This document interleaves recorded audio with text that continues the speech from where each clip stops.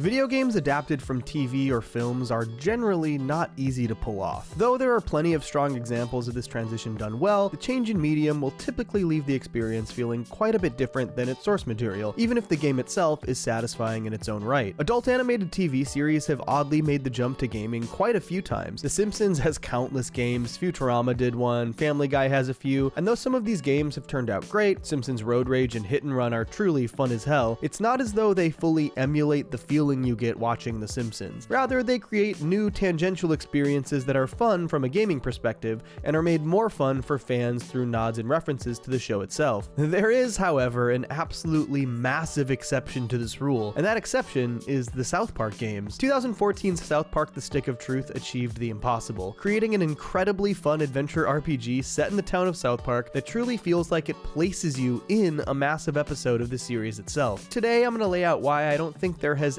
ever been a better example of a TV or movie being adapted into a game than this one. Let's talk about South Park: The Stick of Truth. South Park has a relatively tumultuous history in the video game space. The late 90s and early 2000s saw games like Chef's Love Shack and South Park Rally released for various consoles, with no input from creators Matt Stone and Trey Parker. After those games turned out, well, not good, Matt and Trey decided to stop licensing out the brand for video games until they could actually work on something worth playing. In the late 2000s, they were approached once again about making a video game, but they had one major stipulation. I mean, the only thing that really interested us was if we could make a game where it felt like you were in an episode of South Park. This time around, Stone and Parker took a much more hands-on role in every facet of game development. They were huge fans of Obsidian Entertainment and contacted them to develop the game. They had South Park Studios animate their concept for the game's opening to help pitch their vision to Obsidian, and they even initially self-financed the development through South Park Studios, fearing that they'd struggle to find financiers without censoring their trademark South Park edge. Development did not go entirely smoothly, however. After a series of cancellations and bankruptcies, the rights to the game were auctioned off to Ubisoft, who quickly decided it needed significant reworking, pushing back the release by 6 months. And you can actually tell that a lot of the ideas Matt and Trey had for the game didn't make it into the final version. In their 2012 E3 trailer, there are countless scenes, concepts, and elements of the game seen that were not found in the game released. Shots of South Park itself entirely destroyed, the school burning. First came the goblins,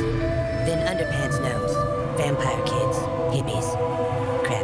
The entire trailer is loaded with scenes and locations that would never be seen. Dramatic discussions in caves, a massive fight Lord of the Rings style, you even see a summon of the woodland critter Barry the Bear, and a fight against multiple crab people and vampire kids. The game itself would ultimately include only a single crab person, and the vampires were relegated to background filler. However, despite their lofty goals not quite being met in the development stage, South Park: The Stick of Truth nailed the unequivocally most important aspect. It felt like South Park. You get to create a character that is dropped right into town and gets to go on a massive, classic South Park adventure, like you are playing an episode of South Park. And it's one of my favorite video game experiences of all time. Just a heads up, this video is going to contain full spoilers for countless aspects of this game's story. If you've never played it and are a fan of South Park, I highly recommend checking it out. As of the time of this video's release, it's on sale on the Switch eShop for like $12, and you can find physical copies for other consoles incredibly affordably. Alright, let's dive into it. The game opens with Cartman setting the stage for the story, showcased in an incredible animated cutscene very clearly inspired by Ralph Bakshi's Lord of the Rings film. But even though the Wizard King is so undeniably cool,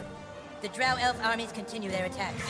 They seek the humans' most treasured relic, the Stick of Truth. I love that the game opens with this stylized look into the kids' imaginations. It's one of the things the game does so well. Initially, the adventure is simply kids playing a game, which is classic South Park. The kids take it very seriously. They are fully invested in the fictional world that they've built, which is a perfect entry point into a video game. But after you create your character, the game truly feels like you've been dropped into an episode of South Park. It opens up with the classic shot of the South Park sign overlooking the entire town, just the way countless episodes of the show begin. You're the new kid in town, and your family just moved in. The game really embraces the idea of the silent protagonist, but in a very South Park way. Your character never talks, and the other characters do not ignore this fact. We've got some money for you on the kitchen counter, sweetie. Just be back before it gets dark.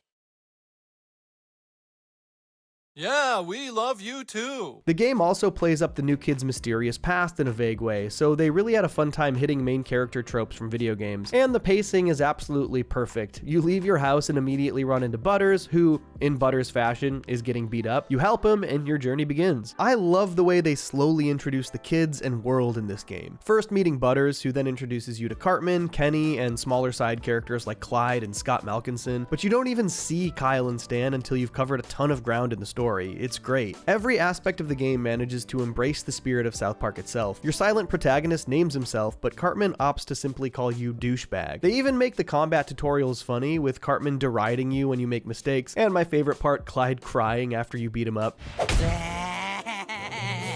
And at the end of your inauguration, the introduction to the sacred relic itself, and the very basic idea which this entire game is founded on. Just 2 days ago, we took the stick back from the elves.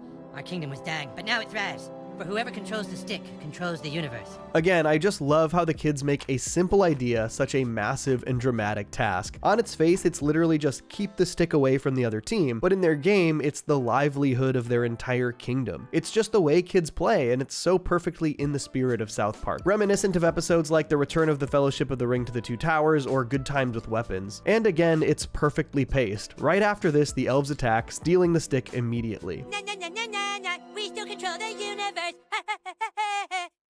It's God. The entire opening sequence of events is an incredible introduction to the game. It establishes the characters, stakes, gameplay, combat, and genuinely feels like you're in an episode of South Park, all handled in about 20 minutes. And then you get your first real quest. Go out and corral Cartman's soldiers, a perfect way to get you acquainted with South Park itself. And oh man, if you are a fan of South Park, it cannot be overstated how amazing it is to be able to just fully explore everything the town has to offer. You've got 3 kids to recruit back to Koopa Keep, but it is unbelievably easy to get lost, exploring the nooks and crannies of the town, checking out Main Street, the park, or nosing around all of the kids' houses and rooms. And exploring is unbelievably rewarding for fans of the show, as every single location is jam-packed with Easter eggs. Exploring the gang's rooms, and particularly their closets, yields a full-on treasure trove. In Cartman's closet, you can see Osimo, the coon costume, his Faith Plus One record, the sword from when he was a pirate, a helmet he wore in Up the Down Steroid, and so many more. Kyle's closet has his Chewbacca mask from the Season 1 episode Pink Eye, and a photo of his elephant. Butters' closet has his Professor Chaos costume, an Imagination Land collector's set, his Mantequilla hat, plus you can get the key to his Chaos Lair at the You Store It, packed with even more fun references, including a wall dedicated to finding Mysterion's identity. Kenny's closet has his Mysterion costume, the conch of blind faith from Jubilee, a bottle of Pregnant No More, but the best has got to be Stan's closet. I'm never coming out! One of my other favorite details is in the school. There's an entire display called the Hall of Honor that shows all the characters who have died. Miss Crabtree, Miss Chokes on Dick, Chef, Pip, and Gordon Stoltzky. They also have this first place ribbon labeled 2005, a meta reference to the fact that South Park won its first Emmy in 2005. But this whole quest to recruit Craig, Tweek, and Tolkien really shows you around all of South Park. The guys need me now? Well, there's no way, man. I have way too much to do. Tweek asks you to go pick up something for his parents' coffee shop so he can get out to play sooner, which takes you down to Kenny's house to get, some secret ingredients. Once you finish, he sends you a friend request and he heads to Koopa Keep. Then you can't get on Tolkien's property without getting past the security guard, who pepper sprays you, so you have to go down to Jimbo's shop to get a gas mask. Then when you get to his door, Tolkien sends you a friend request and he joins up. Oh, wait a second, that's weird. They spelled Tolkien's name wrong. Boy, I really hope somebody got fired for that blunder. Oh well, but this first quest is a perfect way to make sure you know your way around South Park and get an opportunity to explore the entire town. You also learn that Craig is in detention, which sends you on your first real mission, but not before you start to learn magic, which is just your farts. I mean, it wouldn't be South Park without some serious toilet humor, right? Your character possesses incredible farting abilities that will become more powerful over the course of the game, but they come with one important rule. But, dude, seriously, remember, don't ever do that on someone's balls, okay? Seriously. Do not forget that one, it's important. But breaking Craig out of detention is sort of like a dungeon. You've got to collect various keys to get into different rooms of the school, to get more keys to get into other rooms so you can break Craig out, all while fighting the Ginger Hall monitors. Officer down, all hallway monitors to the right hallway. Oh, god damn it. Here they come. They're gonna get you, Craig. You're not getting out of detention. I'll be out of here in 10 minutes. And finally, after rescuing Craig, you have one last mission for the day. Take down the bard at the Inn of the Giggling Donkey. Another example of how fun these kids' imaginations can be. I love the scene where they walk into the Giggling Donkey, particularly the music here. Stay close, Sir Douchebag. The Inn of the Giggling Donkey harbors the scum of Alzaron.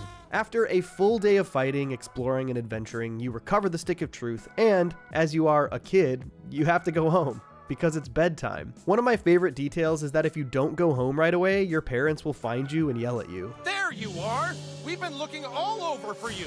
Do you know how late it is? You are grounded. So this game operates on a day-night cycle. During the day, you get to go explore the town and do quests and side quests at your own leisure, and during the night, you're given a more focused linear side plot. And the first linear side plot could not be more perfect for the first South Park game. Alien abduction. I mean, how could you make a South Park game without heavily featuring these aliens? The main antagonists in the pilot episode of the entire show. Although honestly, there is a ton of stuff that happens on the alien ship that I cannot show you in this video without getting demonetized. It's wild. But it's all very in line with what we saw in that pilot. The 2 night missions also each grant you a new ability that will help you get past obstacles and explore new areas of South Park. This one gives you this butt probe that you can use to scan these satellites and teleport to nearby areas. Very fitting given the subject of the pilot episode is Cartman getting probed. They really did just hardcore cater this game perfectly to the South Park experience, with not just direct references, but gameplay homages to the history of the show. This entire alien spaceship mission is really fun too, and it's where you get to meet Randy for the first time, though, again, I can't show him much because of how they show him. My favorite part about traversing the ship was finding these audio logs that make fun of finding audio logs in video games. Day 2.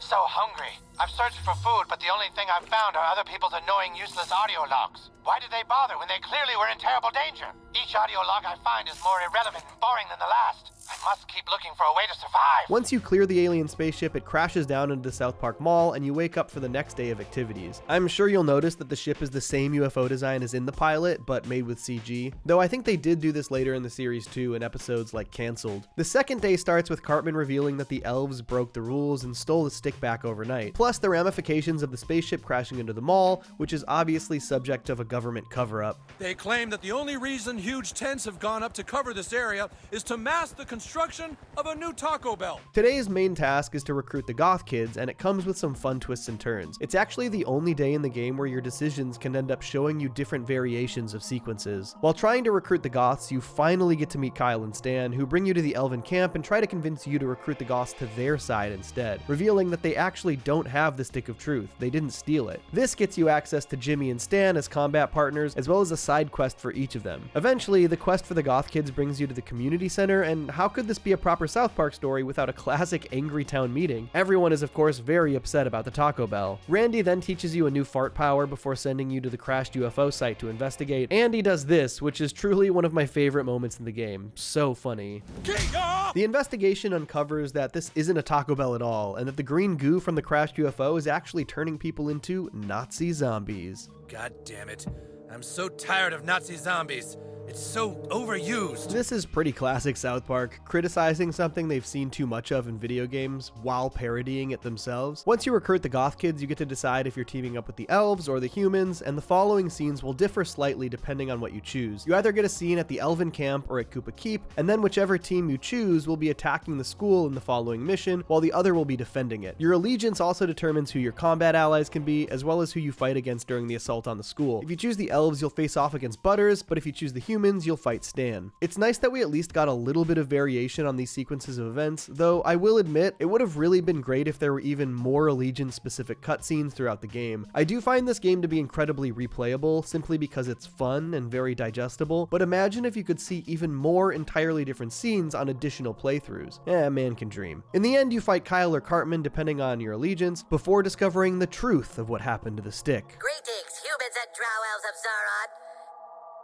Clyde, he took the stick. This sets the stage for the final section of the game. The second night mission grants you the ability to shrink thanks to the underpants gnomes, but this is basically another sequence that I can barely show any of. You're gonna have to play it. It's a lot. But I do love that they brought in the underpants gnomes. They were in the show in like season 2. At this point in the game, you should be pretty highly leveled up and have found tons of power-ups and upgrade patches for your weapons and armor. I personally love the combat system in this game. Old school Paper Mario style is my kind of turn-based system. But admittedly, if you play your patches right, you can kind of break things. This time around, I chose a mage class, and by the end of the game, I had managed to outfit myself with a combination of power-ups that made me basically unstoppable. I had an ability that leached health from enemies on a perfect attack, paired with some power-ups that healed hundreds of additional HP every time I healed. On top of this, when I did burn or frost damage, I would regain 5 PP per hit. So basically, if I used either of my magic spells that hit multiple times in a turn, I would regain all of my HP and all of my PP at the same time in a single turn and do damage. It was very fun, but like I said, a little broken. I'm interested in doing even more playthroughs to see what other kind of broken combos I can create. And the more equipped you are to fight, the better time you're going to have tackling the really fun array of side quests that fans of South Park are sure to enjoy. They truly are so funny. You can rescue Mr. Hankey's kids from the sewer, you can big game hunt all kinds of huge monsters for Jimbo and Ned. The funniest quest might be Find Jesus, but like literally. You found me!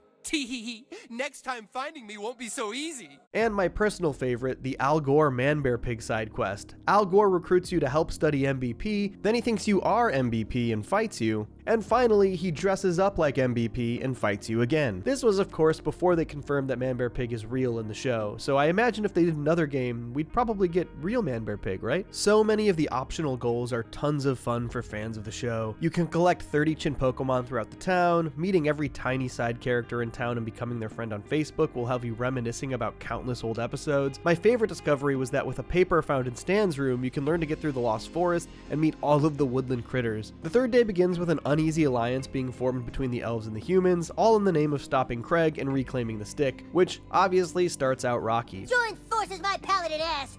Only good elf is a dead elf! Why don't you suck my elven dick, Butters? This final day is primarily spent trying to recruit the girls to help take down Craig, which truly does take you just all over the place. You dress up like a girl, go to the abortion clinic, and finally, in one of my favorite missions, head to Canada in order to translate a French document. In South Park, Canada is portrayed as this incredibly simple, low-tech, boring country. The "There's Only One Road in Canada" song comes to mind from Christmas Time in Canada. It's very funny. And so, ingeniously, Stick of Truth portrays Canada as an old-school 8-bit-ass video game land. Pixels everywhere. You literally travel all over Canada because it's just this tiny little NES RPG looking map, and it is so funny. One of the funniest bits in the game for me. Or should I say, 8 of the funniest bits.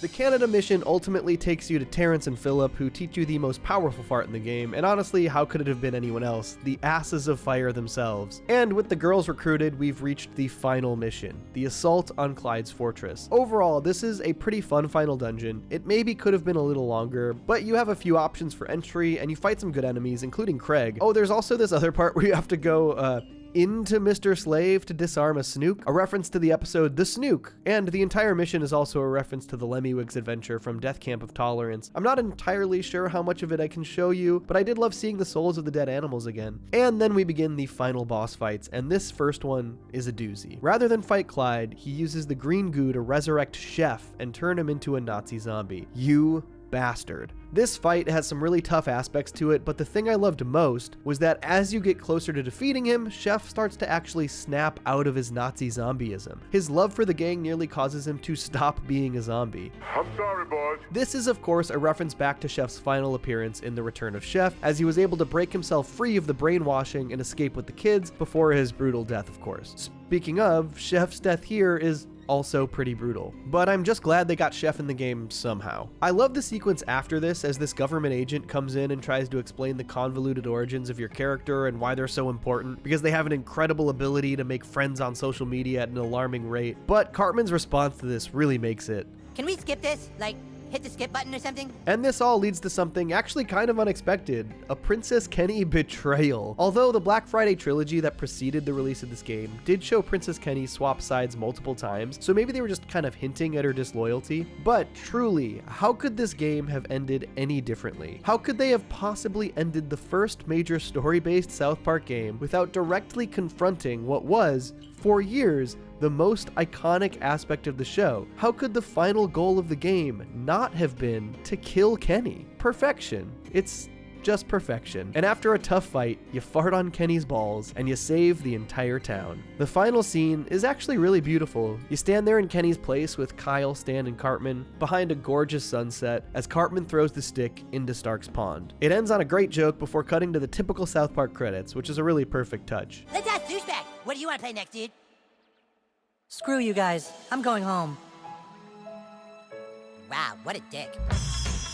God, have I mentioned that I love this game? I can't express enough how perfectly I think they nailed this on their very first try. Playing the Stick of Truth truly feels like you're dropped right into a supersized interactive episode of South Park, while still being fun as a video game in its own right. It not only tells a hilarious, massive new South Park story, but it is jam-packed with the kinds of details and homages that will delight fans of the series endlessly. Sure, there are aspects of the game that I think could have been expanded on or polished, but overall, it did exactly what I needed it to do. It immersed me in a South Park story in a way that I never thought was possible. The way it told an entirely new story while paying homage to all that came before in the series and seamlessly integrating an entirely new character in the story for you to play as. It is ridiculously impressive. I've played through Stick of Truth 4 separate times, and it seriously never gets old. And I'm so glad that Matt and Trey are continuing to make these games. And so, next time, let's talk about their follow-up, South Park: The Fractured But Whole. Folks, thank you so much for tuning into this video about South Park: The Stick of Truth, but I want to hear your thoughts below as well. Do you like this game as much as I do? Do you prefer this or Fractured But Whole better? Let me know below in the comments,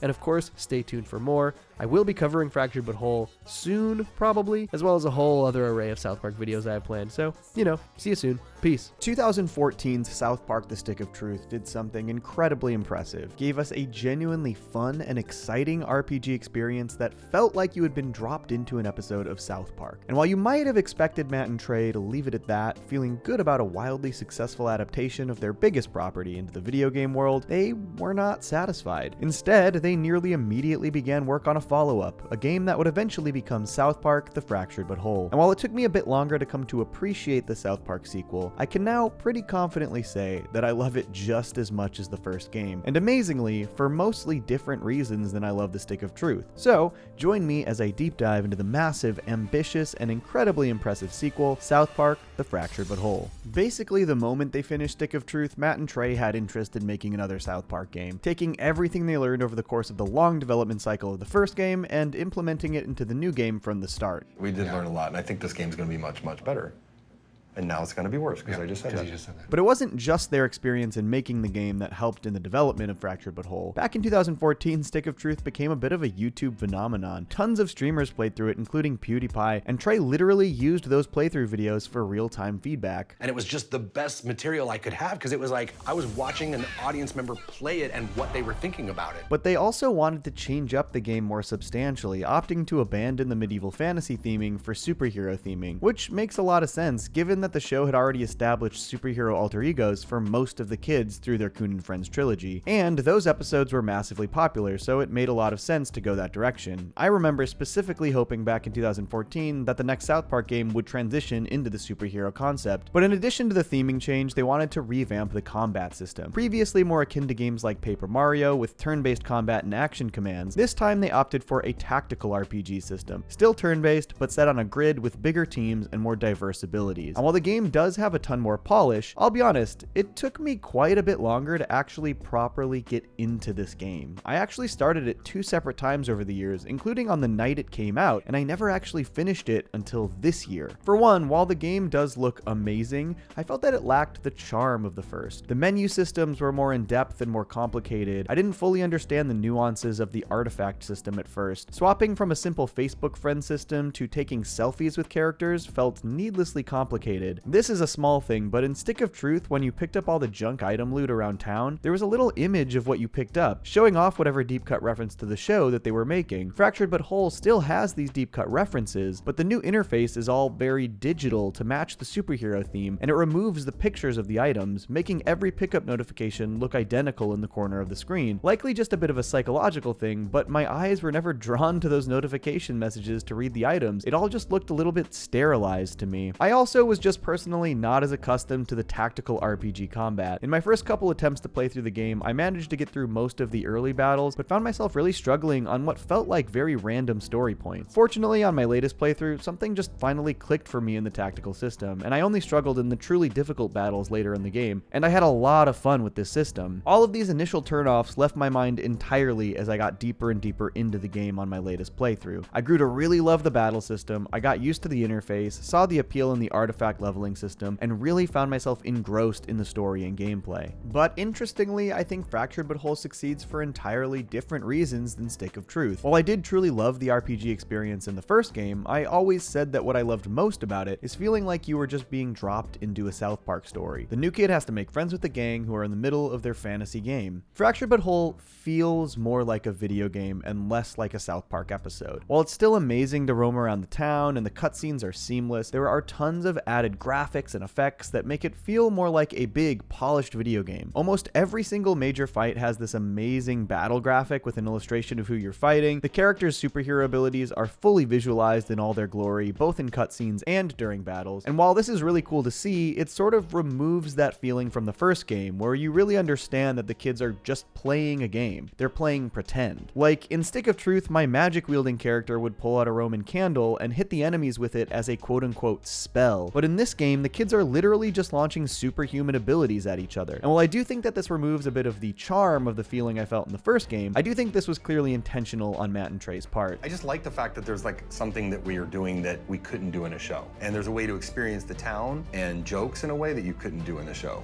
And ultimately, I actually really liked that they went this direction for the game. Even though it makes it difficult in some instances to understand what is quote-unquote real in the story and cutscenes, it was really fun to experience this South Park story in a more heightened world and on a bigger scale. As you remember from Stick of Truth, your character, the new kid, has unbelievable farting abilities. Matt and Trey really wanted to expand on this for the new game. How can we make your farts more powerful than what it was in Stick of Truth? And we're like, could start to bend time. These time-bending farts have both a major effect in combat and in the story, but we'll talk about that more later. The important thing is that because of this ability, they wanted to name the game the Butthole of Time. Unfortunately, they were told that retailers would not put a product on the shelves with the word butthole on it, and so I just sat there at my desk for hours and how do I get past this? Butthole.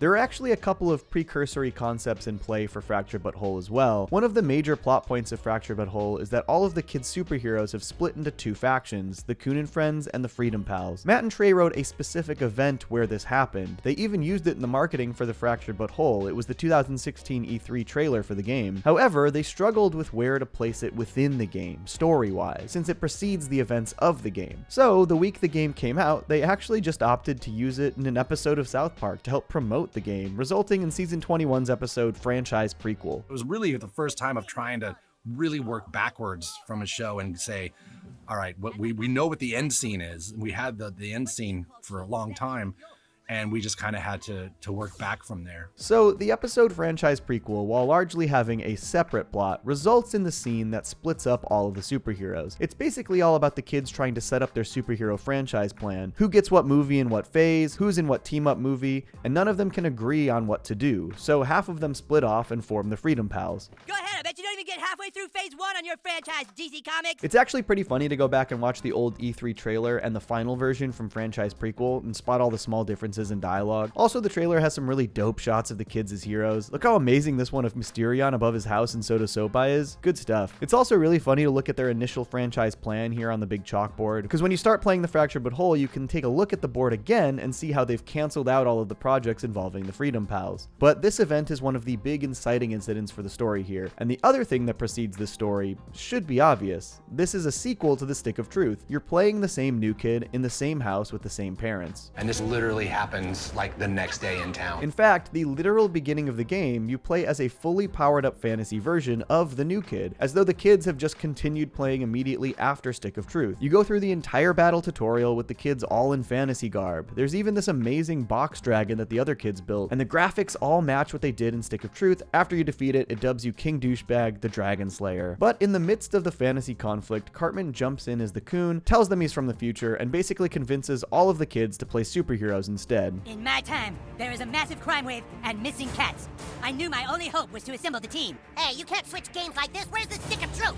Shut up, Kevin. This isn't about some dumb stick. Not only was this a very fun and natural way for the kids to transition from a fantasy story to a superhero story, but it also functions as something that so many sequel video games struggle with: how to explain your main character losing all of their abilities. And so even though you've really risen to prominence in the Stick of Truth game, they're all like, well, you can't play this with us, you're nobody again. Even though you become the most powerful character in the fantasy world, it was always just a game you and the other South Park kids were playing. So, without a superhero identity, you have to start over right at the bottom of the totem pole. It's pretty smart. Like the first game, this one begins with a dramatic cutscene, but instead of a Bakshi-esque fantasy animation, it's really just a well-boarded South Park sequence. A classic Cartman voiceover, just like in his first appearance as the Coon back in season 13, ranting about the superhero group splitting up and the crime wave in South Park as cats are seemingly being kidnapped. There used to be laws, justice, not anymore. Cartman's plan is to assemble his superhero friends so that they can solve the mystery of Scrambles, the missing cat, and use the $100 reward to jumpstart their superhero franchise. Once the kids switch to their game of superheroes, you've got to get down into the Coon and Friends lair to convince Cartman to let you to play, which jumpstarts your tragic backstory and choices of superhuman abilities. This game gives you far more flexibility in your powers than the previous one. While you'll start off with a single class, you'll slowly unlock more as the game goes on until you eventually have access to all of them, giving you carte blanche to mix and match any kind of character you desire. Your superhero backstory is pretty funny too. The traumatic event always going back to seeing your dad your mom. Devastating. I do feel that this game takes a bit longer to get rolling than the first one. Between the fantasy prologue, getting into the Coon and Friends lair, choosing your initial class, going through your backstory, and then being told you have to add a bunch of friends on Coonstagram before you move further, just takes a bit longer to be able to start running around South Park. But once you do, South Park is once again an absolute joy to explore. There are a few more obstacles this time around that eventually can be bypassed as you unlock more friends later in the game. The major one being these piles of red Legos that act as lava blocking your path. So the town isn't entirely immediately explorable, but lots of it is, and things have changed this time around. There are a few more shops on Main Street like the D-Mobile store and Freeman's Tacos, a taco restaurant obviously owned by Morgan Freeman that plays heavily into the story. You can also now visit classic South Park locations like Raisins, the Peppermint Hippo, Buca de Fagacino, and MFC for some medicinal fried chicken. They also added a little community park next to City Hall where we often see town gatherings in the show, as well as the Senior Center. In addition to these classic spots, a lot in South Park changed in the show since Stick of Truth released. In season 19, tons of South Park became gentrified, so Skeeter's has been renovated, becoming Skeeter's Wine Bar, Crunchy's microbrewery has moved in, and if you go down to Kenny's house, you can see the abandoned ruins of Soda Sopa. The farm that was accessible in the previous game has become a memberberry farm now, referencing the ongoing plot of season 20. Stark's Pond is far bigger than it was previously, allowing you to circle the entire thing. You can eventually go to Mephisto's genetic engineering lab, a place the show has barely visited in the past 20 years, but we'll look at that more in depth later because what they do with it is pretty cool. And probably my favorite little nod to Stick of Truth, the mall is still under construction after it was destroyed by a UFO in the previous game. On top of this, the interiors of most of the previous locations as well as residential houses have been upgraded and expanded. The police station is much bigger, houses have more rooms available and oftentimes basements, and the layouts are slightly updated. Your first real goal is to go gather the other members of the Coon and Friends, namely Kyle, Craig, and eventually Clyde, but each character basically gives you their own sub-mission, and they're all really in-depth and true to the characters. Kyle asks you to fight his alternate universe self, Cousin Kyle, who is dressed up as a dollar store human kite. Craig needs you to help find his guinea pig in his basement, and you have to help Clyde escape his Raisins addiction in a big team brawl against the Raisins girls. And these all act as mini tutorials as well, to get you acclimated with different aspects of the game. The alternate Kyle fight gives you some one-on-one battle experience with an opponent with special abilities. Helping Craig gives you access to snap and pop firecrackers and teaches you some overworld abilities. And the Raisins fight is your first real big multi-enemy brawl with a team of different heroes. So once the game really gets rolling, they do a great job easing you into new gameplay through these missions. Once you gather the troops, there are a few more side missions you can initiate as well, but Fractured But Whole also gives you a shocking amount of customization in regards to your character through a few other smaller missions. You can even choose your gender identity by meeting with Mr. Mackey at the school. Stick of Truth defaults your character to male, while this game gives you much more customization when it comes to looking feminine, masculine, or somewhere in between. When you talk to Mackey, you can choose if your character is a boy, girl, or non-binary, and I love that they give you the options here, especially since the new kid is a create a character, but I especially love the way they handle it if you choose to be a girl. They basically use the dialogue to retcon Stick of Truth, which never really gave you an option before. Okay, so the whole King and Stick of Truth thing was actually a girl the entire time. You also get to choose whether you're cisgender or transgender, and I honestly don't know of any other game that lets you explicitly create a trans character if you want to. It's pretty awesome in my opinion. Plus, the way they handle this all in the story is very funny. No matter what gender identity you choose, you're discriminated against by a bunch of rednecks. Well, well, well. If it ain't a cisgendered boy. We don't take kindly to your type traps around here. There's other gender identity specific dialogue in the game too, some just when chatting with characters in the overworld and some in cutscenes, so it's cool that they give you options for slightly different gameplay experiences. They also start introducing you to Morgan Freeman pretty quickly, who made a brief appearance at the end of Stick of Truth to basically relay exposition, but now he teaches you how to use the crafting system and about the most powerful farting abilities in the game. They say that some farts are so powerful they can actually bend the fabric of time. You be careful out there. The first day wraps up with the first major confrontation with the Freedom Pals, which sets up the ongoing rivalries and the resentment they still feel for Cartman. Craig and Tweak, who have been in a relationship since Season 19's Tweak x Craig, are fighting about how the team splitting also resulted in their breakup. We were supposed to be a duo, remember, Tweak? Yeah, I remember. So when I walked out on Coon and Friends, you should have walked out with me. I like Coon and Friends. I feel like, in general, this game is way more nuanced in just about every way it portrays its characters and their relationships, and this is a perfect example. Yes, it's about the video game conflict of the superhero group splitting into two factions, but they also make a point to stop and focus on how this has now affected Tweak and Craig's relationship. But man, the way they use Timmy in this game has got to be one of my favorite things they've ever done with the character, basically having him be the Professor X stand-in, and the leader of the Freedom Pals. Get out of my head, Timmy. Your franchise is going nowhere. Face the truth, Eric. You guys are kind of douchebags. He just called us douchebags in my mind. It is funny though, because Cartman's dialogue implies that this is all part of the game, but then Timmy immediately is shown to use a real superpower, and later parts of the game don't really make sense if Timmy's powers aren't real. But this leads you to your first fight with the Freedom Pals, which leads to Cartman recovering Timmy's phone and giving your team their first lead in the cat case, searching for the girl with the dick tattoo. Just like Stick of Truth, Fractured But Whole operates on a day-night cycle. During the day missions, you have a bit more free reign over where you go in South Park, whereas the night missions are more linear. Unlike Stick of Truth, the night missions in this game do still take place in the town, but either with massively altered terrain or a very specific path that you must follow. So as usual, before these night missions, you have to head home for bedtime. One of the things this game also expands on is your parents' role and backstory. Stick of Truth hints that they moved to South Park for the new kid's own good, eventually revealing at the end that it had to do with his ability to make friends on social media at an alarming rate. But we don't see much more from the parents in regards to that story. This one gets them much more involved in ways we'll see later, but it also just starts to get them more involved in these cutscenes, showcasing how the move and the stress of their kid's situation is now affecting their relationship. Our child felt the need to go talk to the school counselor. Doesn't that bother you at all? So you told him the truth? No, we didn't talk about that at all. You dumb bitch!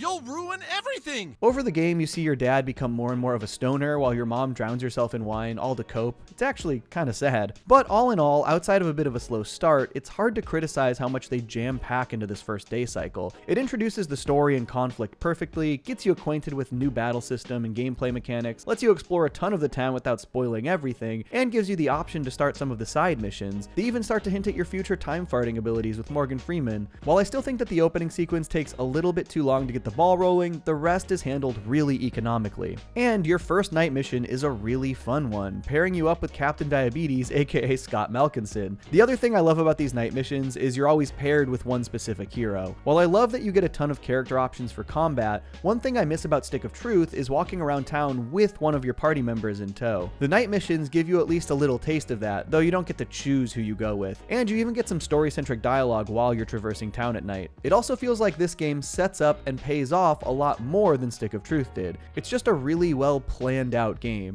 As soon as you start exploring the town in the first day, you run into Randy, who is pissed that someone is keying his wife's car. Whoever's scratching the car is also leaving notes. I'm just scared it's a jilted lover or something. You won't forget me that easy. I thought we had something. But then as soon as your night mission starts, the first person you run into is Randy, absolutely wasted, keying Sharon's car. Fucking bitch! Let's see how you like this! It's just a perfect payoff, and you get to fight Randy before you continue the mission. The first night mission is a fun one. You have to sneak into the Peppermint Hippo strip club and find a stripper named Classy to get information. When you finally track her down in the back of the club, a wild battle starts where your goal isn't to defeat all of the strippers, but to run all the way to the back of the club and escape, pursuing Classy. All while spontaneous Butte chases you down, nearly crushing you. And if you get crushed, it's game over. You have to try again. The tactical battle system allows for some pretty cool and unique battles like this, where the goals vary. It requires requires on-the-fly adjustments and quick thinking, and you may even need to adjust your moveset. When you escape to chase her into the Italian restaurant next door, you're visited by the spirit of Morgan Freeman to grant you a new time fart ability by eating the enchilada he helped you craft earlier. And the glitch ability allows you to slightly reverse time, which is used to puzzle solve in the overworld as you go through the game. But these time farts also give you abilities in battle. Glitch allows you to cancel an enemy's turn before they use it, which is incredibly helpful. The first time I started the game, I thought maybe these were meant to be saved for special occasions, but you basically want to use as many time farts as you can in any given battle, which is once every 2 or 3 turns depending on which ability you use. There are definitely some instances where you want to save it, like when you want to save a specific teammate with low health, or if you want to cancel out a particularly powerful attack from an enemy, but for the most part, the more time farts you use, the better off you'll be.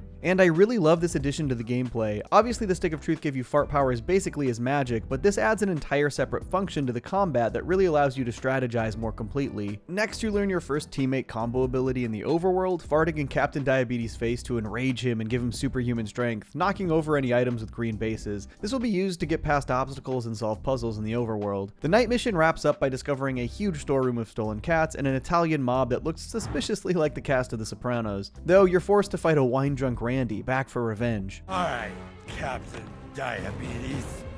This is it. Give me my f***ing keys. So this first night mission continues the story while also introducing more key mechanics in a really natural way. I also love how the town reacts the next morning to your character becoming a vigilante, very reminiscent of how people first reacted to Mysterion in the show. A new vigilante took to the streets last night and has apparently single-handedly taken down the Famboni crime family. Security camera footage showed a young person farting in people's faces, on their balls. It was just terrifying. So most importantly, this first day-night cycle establishes the story and that the game is mostly paced really well. And as the story progresses, you unlock more and more overworld abilities that allow you to explore more areas of the town and gather more loot. After you help Kyle / the Human Kite fight his alternate self again, you can team up to use your farting abilities to fly to certain out-of-reach locations across South Park. Once you become friends with Stan / Toolshed, you can use his sandblaster to remove lava from your path, and after Butters becomes playable, you can... Well, I don't really want to show how this power works, but basically you can hack into locations you couldn't get into before. Plus, additional time fart abilities give you access to more places. Most of them come into play much later in the game, but the time fart that pauses time allows you to access more areas by bypassing electrified water or automated turret systems. And all of the abilities together make for some really fun puzzle solving. Another big change from Stick of Truth is the costume situation. In the previous game, costumes contained abilities and stat alterations, which meant that the best costume option for you in combat might not be very cool looking or something you want to wear, but with this game being about really creating your own superhero persona, they opted to just give a ton of costume options that you can gather as the game goes on, every single one with customizable color palettes, and none of them change your abilities whatsoever. I messed around with different outfits at first, but eventually I found a combo that I really liked and I wore it for the remainder of the game, this whole black and yellow lightning themed number. The game also features so many side characters in really fun ways. It just feels like a really thorough celebration of so many things South Park. You get to meet Towley at the weed store. Oh wow, Towley. Thought you went to rehab. Yeah, I did, but now I'm back in South Park. Clean and sober almost a year. So of course in your battle with Towley you have to light up piles of weed to get him high again, just to chill him out. You meet PC Principal, who teaches you about microaggressions, which give you an extra attack in battle if you catch him in time. Microaggression! Later in the game you meet Seaman, who takes you to help a gay fish to help his mother get to heaven with a super difficult minigame that's a lot like Flappy Bird. This is actually a little dig at Kanye's actual video game concept from years ago. You eventually become friends with Wendy's solo superhero, Call Girl, and you have to help her fight crab people at the D-Mobile store. One of the best, though, is the ongoing feud between Craig and Tweak, which you eventually help solve by getting them to agree to couples counseling. When they finally get back together, you get this new ultimate ability in battle where they team up, complete with yaoi artwork. It's really funny. And the game is just full of these smaller missions that bring countless characters into the fold in really fun ways. And speaking of yaoi artwork, that's one of the big collectibles this time around. Previously you had to find Chimpokomon, this time you need yaoi artwork and member berries. But I do have to admit, I kinda miss the Chimpokomon. I think what is most impressive about Fracture But Whole though, is how well they weave together so many different parts of its very complicated story. While I love Stick of Truth for being so digestible and really feeling like you were dropped into a simple South Park adventure, the story of Fracture But Whole feels more like one of their big trilogies or two-part stories, like the Coon and Friends trilogy or 200/201. There are just so many pieces of this story that they set up early that they really effectively tie together down the line. And in classic South Park fashion, it starts with something very simple that the kids want, to find scrambles for the $100 reward, but it eventually unravels until they find themselves in something much, much bigger. The story immediately starts to lay out these pieces: the missing cats, the town not being happy with the mayor, somebody trying to unite all the crime rings in South Park, the police targeting African Americans in town, the new kid's parents becoming increasingly agitated about something regarding their child, and of course, the kid's dilemma, trying to form the perfect superhero franchise plan and breaking up because of their disagreements. Trying to track down the missing cat immediately leads them to Classy, who reveals more about the crime families trying to join forces, but also gives them their next big lead, revealing the cats are being taken to the You Store It facility. In Stick of Truth, the You Store It was a fun little area mostly filled with loot, Easter eggs, and side missions. You could see Professor Chaos's lair and Al Gore's Man-Bear Pig Research Center, but this time around, it's a massive one-time location for this night mission only, and it's controlled by... Hello, Coon friends. Coon and friends. Come into my parlor. I brought more tinfoil and more minions than you can possibly fathom. The expansion of this area is really cool, and it stands out most because of the really creative terrain you have to deal with for the fights. You discover that they're extracting urine from all the cats for recreational drug use, a huge nod to the classic Kenny episode Major Boobage, but the other major discovery is the extent of Professor Chaos's operation, using countless minions to spread lava Legos across South Park. Oh my god. He's gonna declare the entire town lava. Which gives us one of the craziest boss fight concepts in the entire game: Professor Chaos's massive mech suit built out of tinfoil and minions. And this all unveils that there has actually been someone behind this, someone who hired Butters and bankrolled his operation, who has also been trying to unite the crime families and has even been working with the police to get cat urine into the town's supply of drugs and alcohol. And that person's name? Mitch Connor. Mitch Cotter? Oh no. No. That's right, they brought in Mitch. I love this decision. This character obviously was first introduced as Jennifer Lopez in Fat Butt and Pancake Head, before being reintroduced as Mitch Connor in 200 and 201. But man, what a fun development, because they play up Kyle's frustrations over this whole thing so well. The first episode with Mitch has Kyle reluctantly admit that maybe Cartman isn't messing with everyone, before Cartman makes fun of him for even considering it. And since then, he's just become increasingly fed up with the charade. Shut up! It's not Mitch, stupid fucking Connor! This game really plays into that, as you'll see. I honestly kind of want to do an entire video about Mitch Connor. Let me know if that's something you're interested in. Eventually, you get to swap teams and join the Freedom Pals as the new kid, initially as a ruse, but it gives you access to their entire squad of characters, all of which are really fun to use. And after buddying up to them, you learn that they have information about what's been going down at the police station, leading to both superhero teams heading there for their next night mission. One of my favorite developments with this game is that because the town's drugs and alcohol have been spiked with cat urine, the citizens become increasingly chaotic. Every single night that you go out, things get crazier, and this night in particular just has all of the adults going absolutely insane. You also get to travel with Kenny this time, and I love his little moment of commiseration with you. I'm glad you're with us, new kid. It's been tough being the only one on the team with real superpowers. While all the other kids are playing and working on their franchise plans, I'm stuck defending the city against evil. But let me tell you, the police station mission is insane. You uncover the fact that they've been falsely arresting the black citizens of South Park, you free them, and then you discover why. They're literally feeding them to a Lovecraftian monster. Oh, I see. I guess because cops feed African Americans to an elder god, they're racist. I thought this was a very funny piece of commentary about the police and Lovecraft. But I suppose H.P. Lovecraft was a racist too. Oh, fuck. Was he really?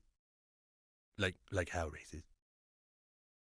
Really? And this is one of the craziest and most difficult boss battles in the game, too. You have to fight these police cult members while also avoiding the monster tentacles. Ideally, you knock the enemies into the monster, but it's not easy. It's a really creative boss battle mechanic. This next event really starts to send the game into the home stretch. There's a really great reveal that this entire time, Timmy has secretly been working on something to try and help all of the kids. Oh my god, he's figured it out. It was Dr. Timothy's passion. He worked tirelessly on it. A franchise plan that involved everyone. Each hero got their own movie and TV series. I love this scene, seeing the kids reconnect and reform their alliance for the greater good. If we proved anything tonight, it's that we are the best when we are all together. But what really makes it work is the Cartman of it all, because we know Cartman is Mitch Connor, and that every single string has been pulled by him. But this was the one thing he didn't expect, something that can really mess up all of his plans, and so he starts to show his true colors. But we're calling it Freedom Pals? Freedom Pals. And so, like, Timmy is sort of the leader of Freedom Pass? He pretends to be in on it, of course, but the next day is when every single piece of his plan starts to come together. You wake up to find your house covered in blood, your parents kidnapped, and a report playing on the TV about the events that transpired at the police station. Now, with the town in absolute chaos, Mitch Connor is running for mayor. The citizens of South Park deserve to feel safe. Safe from vigilantes who go around farting on people's heads. You have to track down Cartman, who of course refuses to admit he's Mitch Connor. You basically torture him to get him to talk, revealing he wants to genetically alter the cats, sending them to Dr. Mephisto's genetics lab. And I loved this section of the game. For one, we haven't really been to Mephisto's lab since 200 and 201, and now after all this time, they gave the place a really cool facelift. Mephisto's just got an entire team of geneticists working around the clock to give all kinds of animals so many asses. And now we've been able to give more asses to pigs, horses, everything you can imagine. Yes, little boy. How does that help? Oh, you're one of the cynics, huh? I love that they took this classic South Park location and gave it a perfect video game upgrade, because let me tell you, the monsters and battles you face here are wild. It's a really cool location, and it pays tributes to the series' roots. And this is where you learn Mitch's master plan. Escalate crime in the city, blame crime on mayor, run for mayor, get tons of followers, clone new kid into genetic mutant, win election, make everyday Christmas. I loved how all of these disparate story points tied together. It explains all of the police, crime family, and cat urine stuff, what's been going on with the mayoral election, how the new kid and his parents tie into all of this. Speaking of, Mitch kidnapped them to make that genetic clone, and in an incredibly fucked up sequence, you're forced to decide which of your parents lives and dies in order to proceed forward. The computer is waiting for a DNA sample from your mother. Quick! The only way out of here is to kill Daddy. Yeah, really dark stuff. The final stretch of the game is filled with great plot twists and incredible boss fights. You have to fight a mutated clone of Kyle's cousin Kyle, an incredibly difficult fight, but the new kid's time farts during this battle end up launching all of them forward an entire week, meaning the election is already over and that Mitch won. Luckily, Morgan Freeman helps you unlock your most powerful time fart ability, so they can go back in time to stop Mitch from becoming mayor. This is the 7-layer quesarito chipotle beefy nacho supreme. The last time someone tried it, they farted so bad it created a wormhole that made time travel possible. I love that the entire final sequence is propelled by time travel. For one, it's just a fun mechanic, but also some of the greatest video games of all time have focused heavily on time travel as a mechanic. But this stretch cements this as a truly outstanding sequel. First, you fart the entire team forward in time instead of backwards, being forced to come face to face with Mitch Connor's Every Day is Christmas future. But this gives you the opportunity to fight the woodland Christmas critters with Santa Claus on your team. Now, I know the Christmas critters aren't supposed to be real in South Park, but this is Cartman's Christmas future, so let's give it a pass. And what a great way to implement Santa, too. Merry Christmas, everybody! And while I loved that sequence, I think the next is conceptually the coolest part of the entire game. It's what cements Fractured But Whole is not just a great South Park game, but a perfect sequel. You fart everyone so far back in time, it takes you to the beginning of the game. Literally the opening scene, when the kids are still playing Stick of Truth, which leads to this hilarious confrontation between the superheroes and the fantasy personas from the previous game. This isn't a trick, it's me, Craig.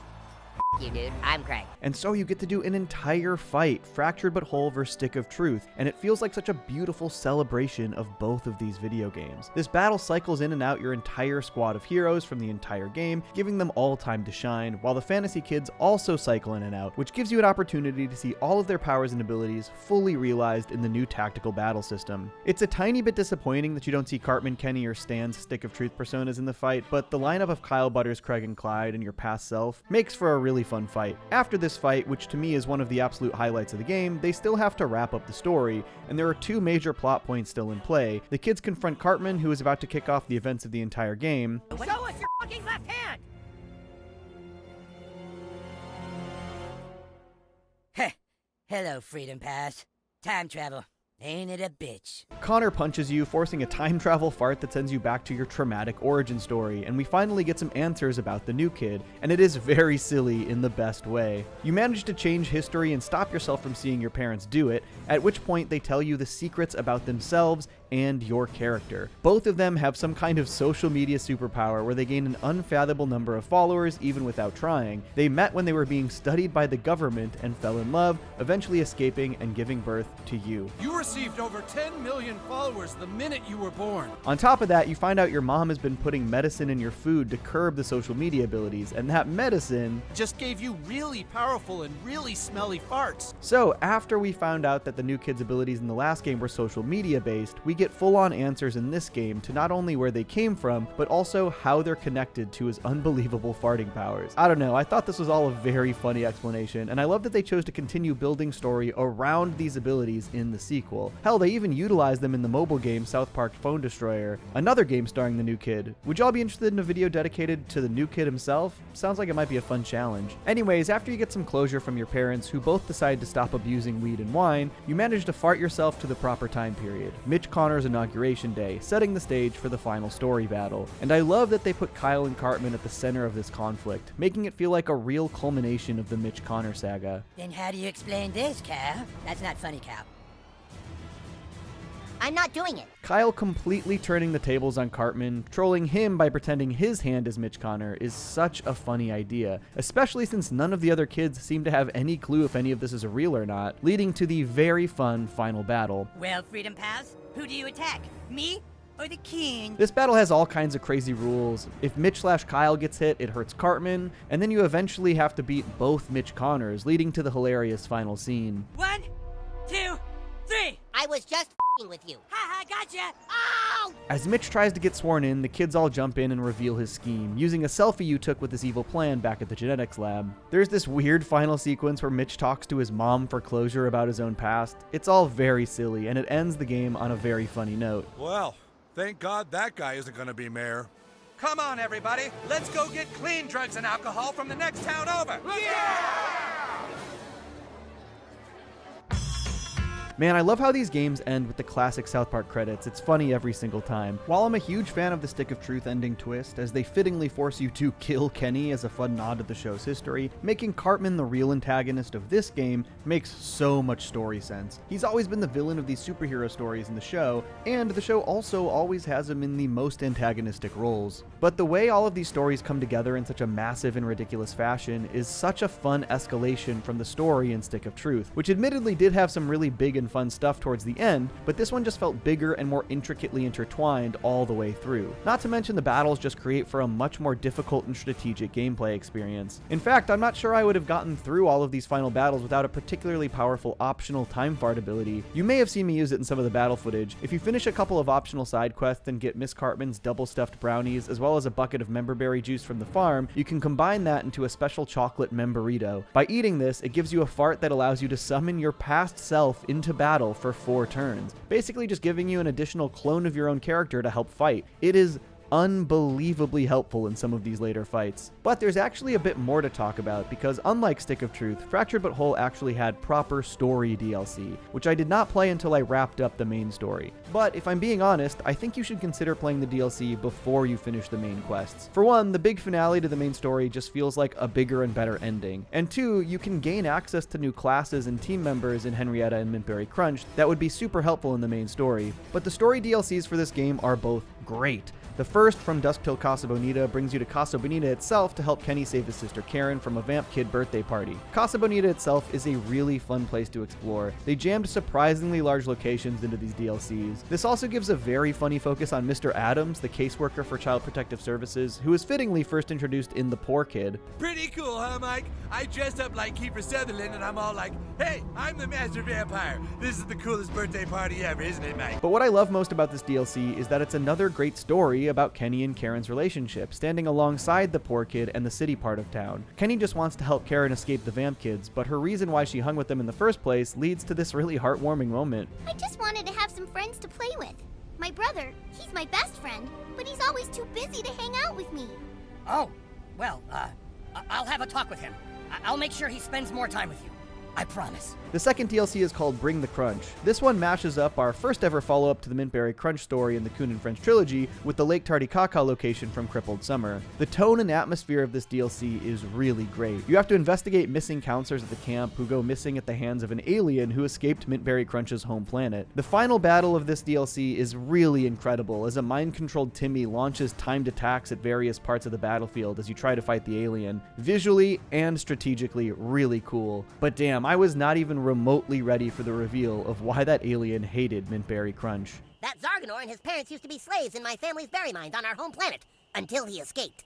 Wait a second, your family owned his family? Sure, how else do you think we picked all those cottonberries? This was not a twist I saw coming for MBC, not even a little. But overall, these DLCs were great. They each added about 2 to 3 hours of story. I almost wished we'd gotten more, but the next time I replay the game, I'll definitely be doing them before I finish the main story. However, I did do these DLCs before the super secret optional final boss, and I'm glad I did. If you hit Morgan Freeman with 3 snap and pops in a row, you trigger an incredibly difficult boss battle. You absolutely need that optional time fart power to finish this fight. It has to be impossible without it, seeing as Freeman has that same power himself. Honestly, the only real reason I was able to finish off this battle is because of the new ultimate ability I got from the final girl class in the Bring the Crunch DLC. This ultimate power allows you to execute enemies if they're below a certain percentage of health. Freeman has so much health that I never would have been able to defeat him normally, but because he had a certain percentage threshold, I was able to finish him off using that ultimate ability. And honestly, I don't think I would have survived even a single turn after this. This is a hard battle,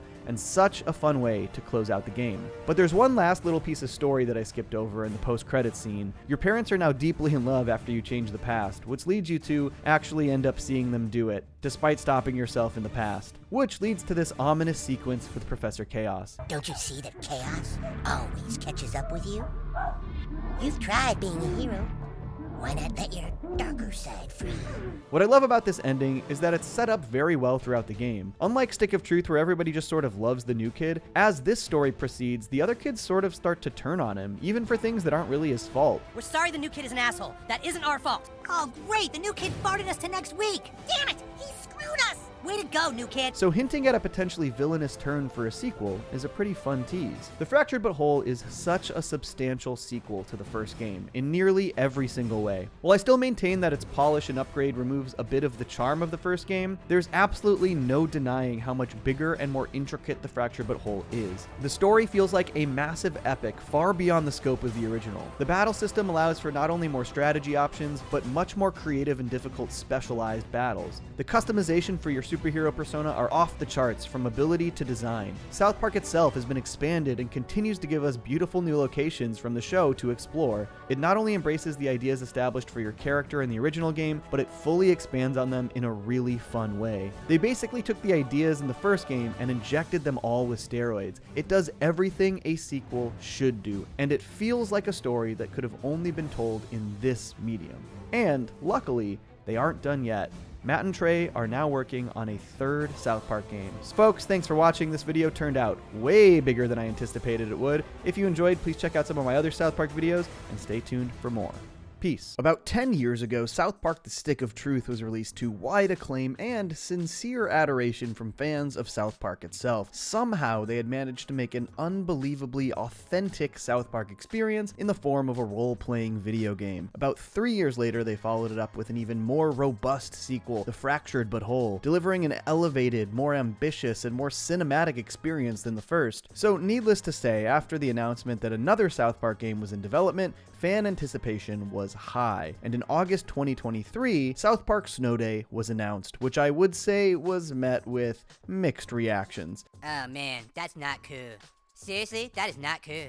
Whereas the previous games made you feel like you've been dropped into an episode of South Park, Snow Day looked to be an entirely different beast, abandoning the 2D paper cutout style of the show for a fully 3D action-adventure co-op game. And now, a mere 7 months after that announcement, the game is here. So the question is, does it deliver a fun South Park experience, or is it too big of a departure after the previous entries were such adored extensions of the show itself? Let's trudge through the mountainous piles of snow and dive into the world of South Park Snow Day.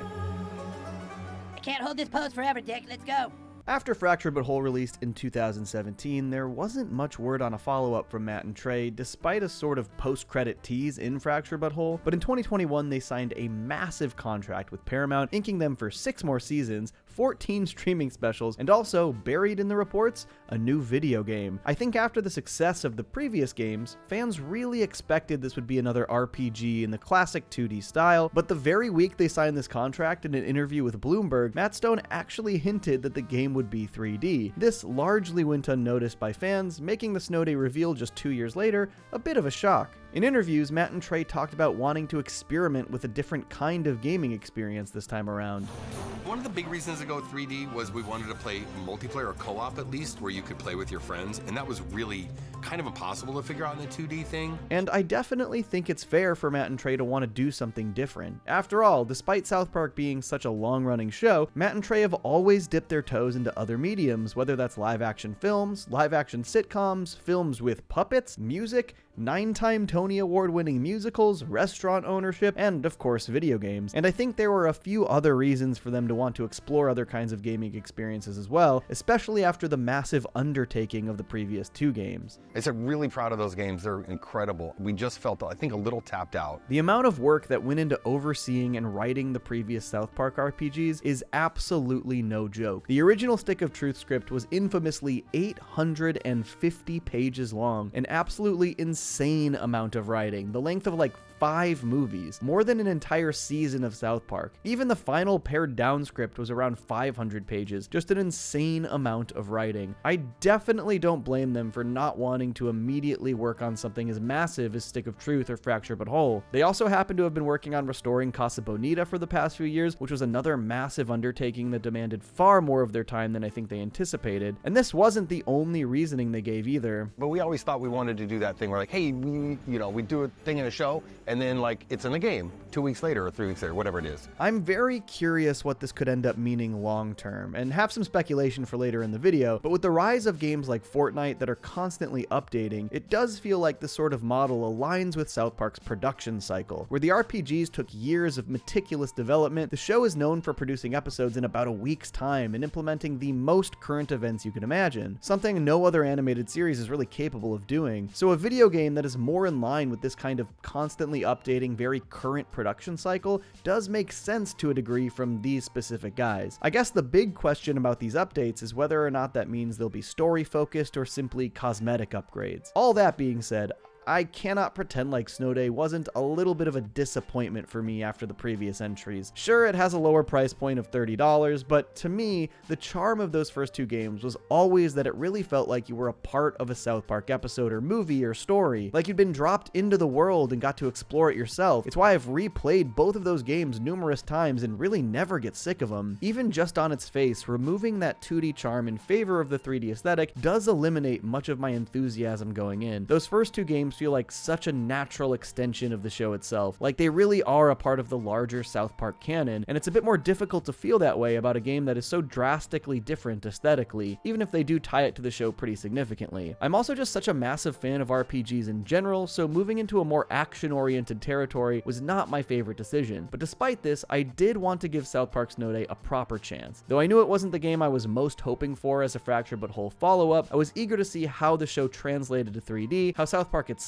translated to 3D, and I was particularly eager to give it a shot after IGN's horrendous 3 out of 10 review. And after playing it, was the 3 out of 10 accurate? Well, no, I don't think it's a 3 out of 10 game, but I definitely have a lot of issues. I will say that the game does get a bit more fun the further into it you play, but it doesn't nearly reach the heights of the previous games, not in any regard, really. I will say I was pretty pleased with the opening sequence and even just the general premise. I'm actually kind of shocked we've never gotten a Snow Day-focused South Park episode. It's such a perfect inciting incident for a classic South Park story, and this entire opening cutscene is really great, rendered in the show's 2D style. The way Cartman was just gleeful about the possibility of a snow day, despite how horrible the storm is, it was very funny. There have been multiple casualties! Multiple casualties! They're gonna cancel school! I just know they will! And I actually loved how they opted to transition from the 2D cutscenes into the 3D world of the video game. Mom, it's a snow day. The most magical of days in a young child's life. The This is just a super creative way to introduce the 3D version of that 2D world while tying them together through this scene. Whoa, kid! It's so beautiful! While I do have a lot of love for this setup as a South Park story, I definitely have a lot of other thoughts on the story in general, but before we dive into the narrative, let's talk gameplay and presentation. Rather than the single-player RPG experiences of the previous games, this is a more fast-paced, real-time action game that you can play with friends. You can still play without friends, you'll just have 3 generic NPCs helping you through each run. As you progress, you gain access to a trio of melee weapons and a trio of ranged weapons, all with slightly different playstyles. I tried out all of them, but I mostly stuck with the daggers and the staff. The daggers allowed for a quicker paced fighting style, and the staff was pretty useful if you focused your power-up cards on it. I think if I found the fighting a little less repetitive, I would have tried some of the slower, heavier weapons, more like the big axe, but I found myself really wanting to speed things up on most of the runs. In addition to the weapons being unlocked, you get new powers as well, which can be equipped 2 at a time, all with pretty unique abilities. But like the weapons, I found myself settling into a specific combo the further I went, mostly utilizing the healing totem as well as the gravity balloon. I think the other thing that at least makes each attempt at a run feel like a unique experience is the fact that your upgrade cards are randomized, which may force you to play in a different style each time, even if you're using the same weapon combos. It's possible your most powerful upgrade cards may be melee focused, it's possible they may be ranged weapon focused, and it's even possible they could be healing focused. I found myself prioritizing the staff upgrades, which after stacking a bunch of different kinds, made it start to feel very useful against big massive hordes. Focusing those staff upgrades often increased how many enemies I could hit at once, which would often burn and weaken entire hordes at the same time. You also get to choose from one of 3 random bullshit cards for each run, basically an OP ability you can use a limited number of times. I honestly found myself utilizing these way less than I probably should have, but when the other team plays it, oh, you know it's happening. I'm gonna be honest, I didn't hate how bullshit cards worked. It forced you to adjust your playstyle on the fly, but I did find myself deeply annoyed every time that loud ass deep voice yelled bullshit.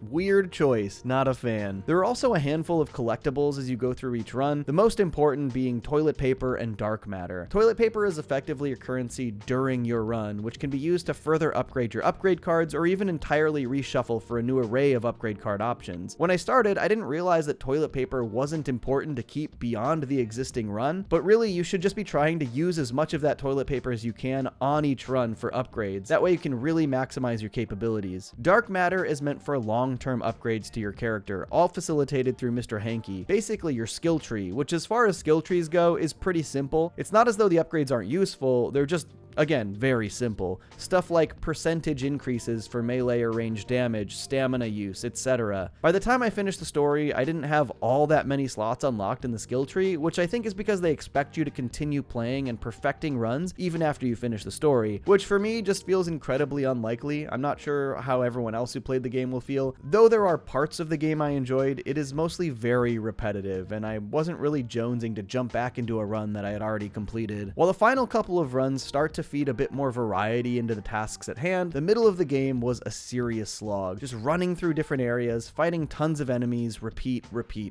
Sometimes you had to gather items and get them to certain locations, but at the heart of each stop was just another horde for you to fight. Each run takes about an hour, meaning the entire story can be beaten in around 5 hours. I also think there's something about this style of gameplay that just makes it inherently less interesting to play through when looking for a South Park experience, especially compared to the previous 2 games. This gameplay doesn't lend to the comedy of South Park in nearly the same way that the RPGs do. Even if you actually just love this gameplay far more than I did, I don't think you can argue at all that the general experience playing Snow Day gives you nearly the comedic return you get from Stick of Truth or Fracture But Whole, which to me just simply makes them better South Park experiences. In the RPGs, nearly every single aspect of the gameplay is an opportunity to sneak in jokes and references. Every NPC, every interaction with a character from the show, every single item you pick up, every single line of dialogue, whether that's from random townsfolk running around to folks populating various buildings, even the characters you fight in battles. The turn-based system alone allows for dialogue within those battles to be appreciated and laughed at even mid-combat. Though, while I'm not a huge fan of the switch to 3D, I do think a lot of the simpler 3D cutscenes look really good. They emulate the style of the show very well. In fact, in order to get those cutscenes to feel like South Park even in the 3D style, they had the animators of South Park Studios animate the characters in their usual style on a black background background so that the Snow Day team could perfectly replicate the mannerisms and animation style.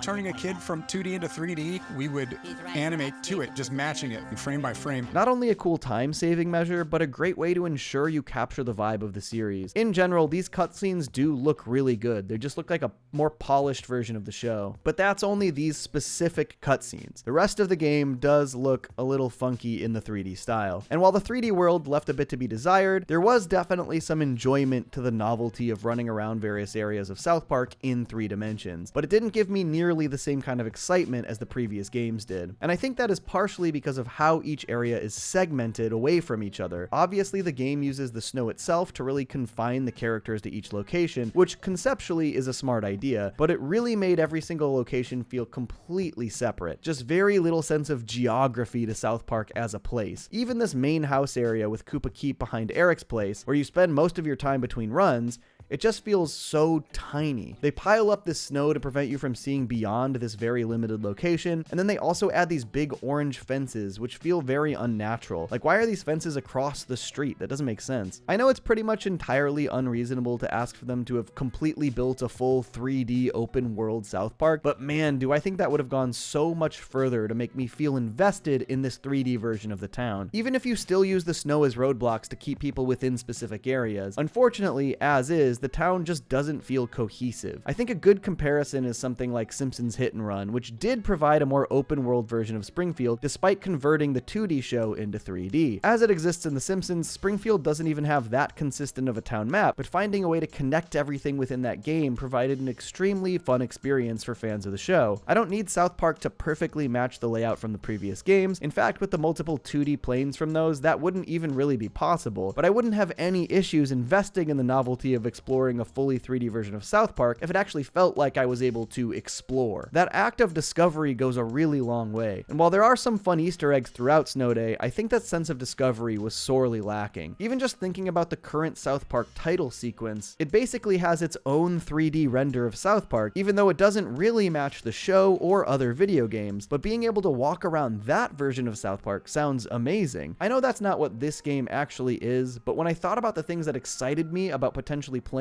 a 3D South Park video game, exploring the town from that new perspective was a major one of them. I did appreciate the references that were used though. While they were almost entirely cosmetic since the world isn't all that interactive, they did really highlight some deep cuts. Even just the shops on Main Street. There were of course plenty of the longtime classic locations like City Walk, Jimbo's Guns, Skeeter's Bar, even Crunchy's Microbrew from the more recent seasons, but also those aforementioned deep cuts like Cafe Monet from the season 10 episode Tst, and Nueva Familia from the season 19 episode You're Not Yelping. One of the missions had me light a bunch of beacons in the ruins of Soto Sopa, a reference to the ongoing story in season 19, which started in the city part of town. Though I will say, as much as I liked seeing it as a location, it mostly utilizes this sort of nondescript, unfinished construction structure seen in the background of the ruins in the show. So while it was a cool location to utilize, it felt like a generic construction site that was sort of just like sitting behind what would have been cooler references, like Kenny's house and the other ruinous locations in Soto Sopa. I do think Fractured But Whole utilized this location much better. Towards the end of the Stark's Pond mission, you even fight next to this underwater UFO, which has the visitors and a cow inside of it, a reference to the pilot. But this UFO is actually first seen in the Stick of Truth itself, in which a Chinpokomon could be found later in the game. And it's fun to see that kind of continuity between these games. Speaking of, this game sees the kids revert back to their Stick of Truth fantasy personas. Everyone is back in the exact same costumes they had for that adventure, which I do think makes sense, even though I think a lot of people wanted to see a new theme for another RPG. But given that this isn't another RPG, I'm okay with them falling back on the fantasy theme. I did feel like after Fractured, the customization options for your character were a bit lacking. It doesn't seem like there were nearly as many hairstyles or facial features, and outfit-wise, it's severely lacking. But that clearly seems to be for the purpose of unlocking more costumes as the game goes on. You get an entirely different form of currency in-game for the outfits, and honestly, they aren't particularly easy to earn. It seems like looking at the current season pass and DLC options, various cosmetic upgrades will be purchasable. In fact, there are already cosmetic packs available right now. The Underpants Gnome Pack, which is a reference to the classic season 2 episode Gnomes,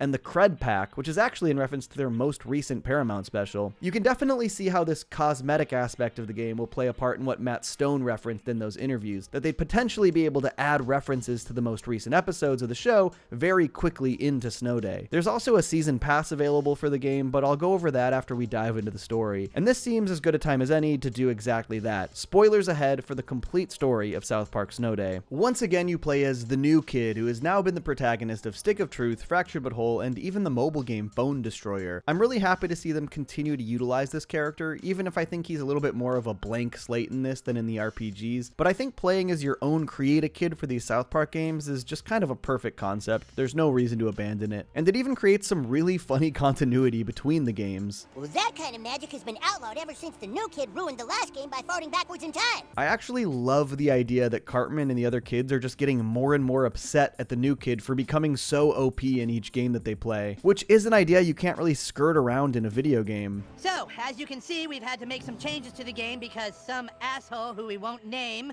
decided to become all-powerful and ruin Stick of Truth, because then everyone wanted to be all-powerful and nobody could die anymore. So then we played superheroes, and guess what happened? That same someone got all OP again and fucking ruined that game too. I think in its general structure, South Park Snow Day does what you'd want out of a classic South Park adventure. The entire thing begins with the kids wanting to play a game during a snow day. Most of my favorite South Park stories start in this kind of kid-centric place. A big storm gives them a snow day, and they decide to play a new game with their day off. But then slowly, things start to escalate into the insanity we're used to out of South Park. I do wish there was a bit more substance to the initial conflict between the boys. They're effectively just fighting over how the rules work, which they blame on the new kid for ruining the previous games. And now because of that someone, we've had to add a bunch of fucking rules. And then once there were rules, everyone started arguing over the rules. And then we all went to war again. The boys arguing over the rules of the game makes plenty of sense, but it doesn't really add any sort of stakes in the conflict. In Stick of Truth, there was at least the Stick of Truth itself that the boys were fighting over. In Fractured But Whole, they were arguing over how to form their superhero franchises. These things felt more specific and tangible to those stories, but when the conflict begins in this game, it's just a very vague, Kyle was gonna attack my base, so we attacked his base instead. Each run focuses on a battle between two conflicting forces, the first being Cartman versus Kyle. Each time they meet at the bullshit table to pick cards for each run, and generally the cutscenes are pretty fun, and initially they look really good. My spies saw your army gearing up for battle.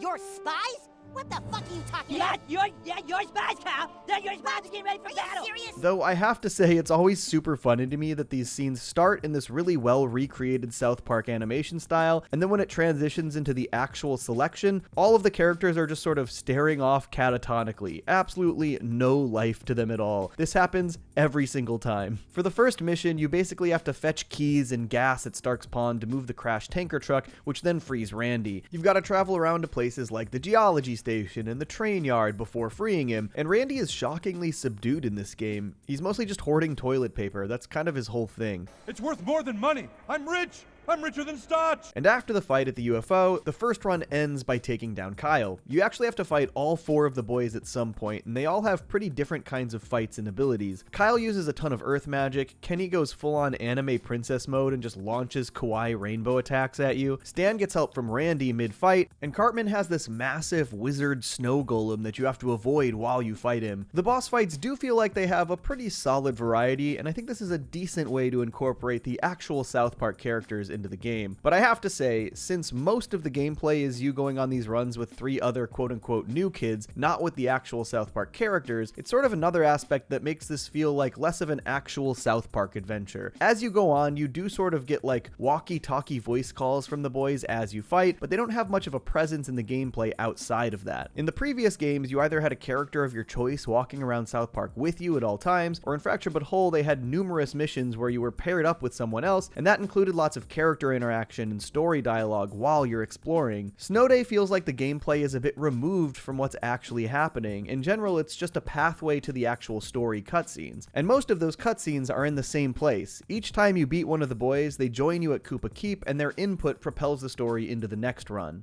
God damn it, you guys! We are gearing up to attack someone else! Someone who I think is a real, actual threat to our town! I do feel like Kyle could have maybe said this at the beginning of his fight, since that's when they claimed he was gearing up to attack. Bit of a flimsy plot thread, but we'll let it slide, I guess. Kyle motivates everyone to take aim at Stan, and I do think that at the very least, this is where the more substantial stakes come into play. I think that someone has cast a level 10 Endless Winter spell. I like the idea that the snowstorm itself becomes the major issue at hand, even if there are sort of thin story threads connecting each run together. In the second run, one, you have to get across Main Street to try and get to Stan, which does have at least some funny interactions in the middle of it. Your army won't help you, Cartman. You're gonna die today. What did you say? I said you're gonna die today. Screw you, you're gonna die.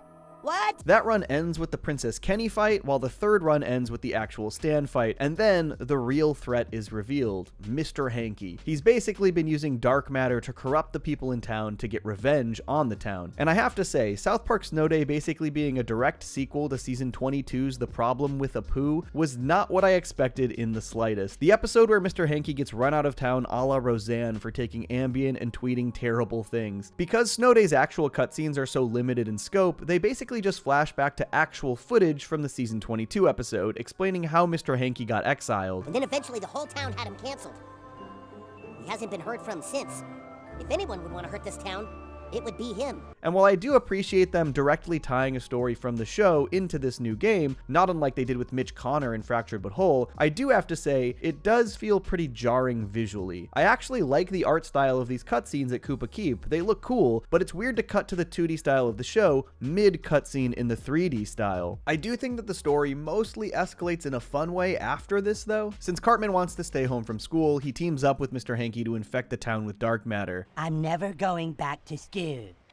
And you'll never have to, Eric. A pretty classic Cartman storyline, the most selfish character in South Park putting everyone at risk for his own personal gain. And the fight against Eric and his snow golem in the fourth run is pretty fun, and after this, everyone has to team up to take down Mr. Hanky. I did enjoy that one of the final locations in the game was Hell's Pass Hospital. It feels like that's a place that's been pretty ignored in South Park for years, and I really loved Cartman being right about Mr. Hanky's plan at the end, but nobody believing him because he's Cartman. Eric was right. You thought I was asleep, but I was listening.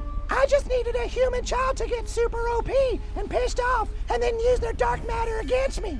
Ah, I told you guys! This final fight is another instance of the game feeling like the cutscenes are sort of disconnected from the characters, though. We literally see all four boys sort of run to help fight Mr. Hanky, but of course they just disappear in favor of the four new kids. They're nowhere to be found. Though honestly, the final fight itself is probably the highlight of the entire game for me. Matt and Trey seem to seriously love Dune. They had an entire episode in Season 23 that was jam-packed with references to it, and the final boss here is Mr. Hanky as a giant poop worm, truly inspired, and just after the release of Dune 2 no less. Once the game wraps up, we're treated to yet another 2D cutscene to finish up the story, and while I think aspects of this are funny, it once again feels very disconnected. Obviously, the new kid is not involved in any of these scenes as they're completely pre-animated. That was another advantage of the RPGs, which were able to implement your create a character into the final cutscenes seamlessly. But this final scene shows the return of Jesus, who I don't think has been around since he did coke in Season 23's Christmas Snow, but he's basically just here to tell the boys to forgive Mr. Hanky. Every Christmas, Mr. Hanky brought you happiness and joy.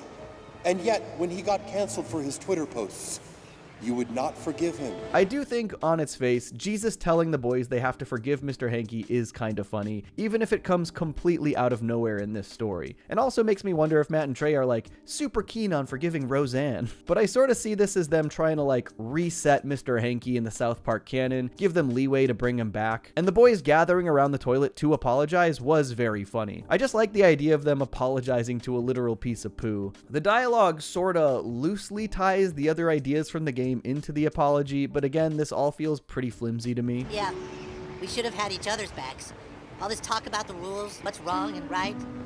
Yeah, if anyone's been a piece of shit, it's been us. Once they make up with Mr. Hanky, he recasts the winter spell so that they can continue to enjoy their snow day without going back to school, and that is where the game wraps up. In general, the story does feel a bit thin all around, even if there are aspects I do appreciate. Obviously, it was never going to be as substantial of a story as the previous two games, but it honestly feels a bit thin even just for your like standard South Park episode. And it also feels pretty tame for a South Park game. Like, the previous two games went really far out of their way to be pretty scandalous. There were numerous scenes in Stick of Truth that I literally could not show in my video because I'd be demonetized. I think in general, those games did a great job tying sort of shocking humor to a pretty substantial South Park narrative. The closest this game got really was like people drinking poop cocoa, I guess. I will admit, it was kind of fun to see characters like Jimbo and Ned, and of course Mr. Hanky make returns in the narrative, but in general, it really feels like the full cast of South Park was underutilized in this. There just weren't all that many places for them to pop up, but they seem to avoid some some of the characters who have gotten more attention recently, or attention in different ways. Randy was barely a factor, no PC Principal, no Mr. Garrison, no Wendy, not a single reference to Tegrity Farms. It almost feels like this was more inspired by the earliest days of South Park, which feels especially strange given that it's a direct sequel to a season 22 episode about Mr. Hanky getting canceled for tweeting. But overall, this was just not what I wanted out of a new South Park gaming experience. I don't blame them for trying something a little less demanding, and I did enjoy aspects of the way the world transitioned to 3D, but I just think that in order to really sell that kind of a jump in medium, they should have gone a little bit further. The levels felt a bit generic even when they're in existing South Park settings, the gameplay is super repetitive at times, and the story leaves a lot to be desired. I do have to shout out the music as being particularly excellent. It felt incredibly reminiscent of the Stick of Truth soundtrack, while adding a bit more whimsical flair to the Snow Day setting. While it has some fun scenes and sequences, and some of the cutscenes look really great, there's sadly just not nearly as much substance as we got in the previous games. And you know, maybe that's okay. Not every game needs to have that kind of substance. I just think it's understandable why people are disappointed after such incredible RPG entries came previously. And I'm very curious what their plans are for this game moving forward. The way Matt described them wanting to incorporate aspects of the show into the game quickly is interesting, but it definitely feels like adding more story isn't very likely, given how much work animating the cutscenes seem to be between the South Park Studios and THQ Nordic teams. The season pass lists 6 DLCs included. The Cred Cosmetic Pack. In May, there will be a new ranged weapon and new cosmetics. Then in June, the Aspen Cosmetic Pack. In August, a new melee weapon and, of course, more cosmetics. In September, a new weapon variation for daggers. And then in October, an entirely new game mode. Maybe that will include more story aspects, but I wouldn't put money on it. It seems like most of these DLCs are gameplay and cosmetic focused. I honestly wouldn't hate it if they were able to continually enhance the gameplay to be a little less repetitive and deliver more South Park stories through Snow Day, even though I obviously would much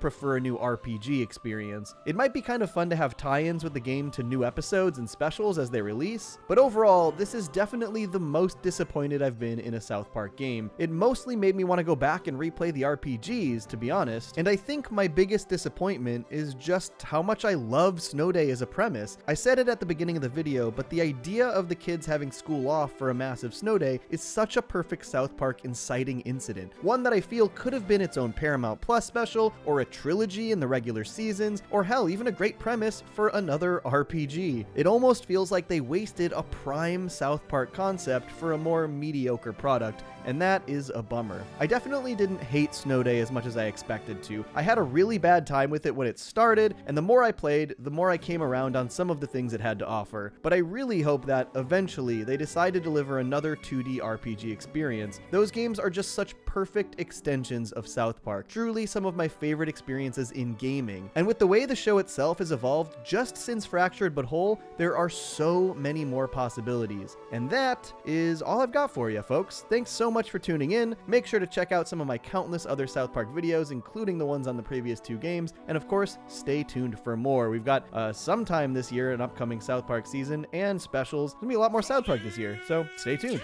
Peace. I stay mellow watching Johnny Two Cellos. He talks cartoons, he's a really cool fellow. He keeps you posted on adult cartoons. If that's what you're into, then grab a spoon and a very big bowl of your favorite cereal. Feels like Saturday morning cartoon material. Johnny Two Cellos, watch him on YouTube. Now enjoy this groove and bust a move.